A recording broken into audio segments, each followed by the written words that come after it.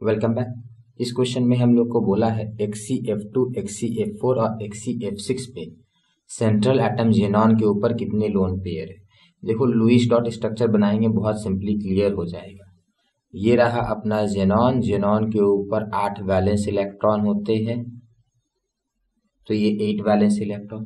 HCF2 में क्या होगा, 2 फ्लोरीन एटम होंगे, तो ये 2 फ्लोरीन एटम हो गए, 2 इलेक्ट्रॉन चले गए। अब जितने भी इलेक्ट्रॉन बच गए वो कौन बच गए, लोन पेयर वाले बच गए। तो मीन्स ये लोग लोन पेयर रह गए, इन्होंने बॉन्ड नहीं बनाया।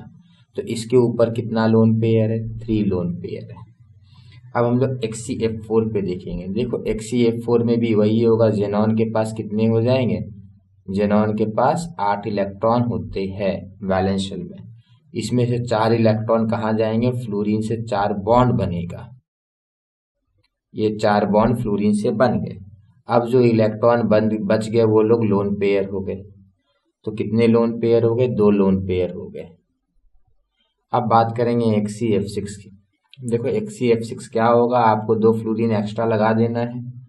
तो जेनॉन 1 2 3 4 5 6 7 8 इलेक्ट्रॉन जेनॉन के 6 फ्लोरीन बॉन्ड बनाएंगे। आपको देखो फ्लोरीन जो होता है ना वो सिंगल बॉन्ड बनाता है, तो इस बार ये बच गया आपका लोन पेयर। तो कितना लोन पेयर, 1 लोन पेयर। तो अपना आंसर हो जाएगा 3 lone pair, 2 lone pair and 1 lone pair. ठीक है, थैंक यू।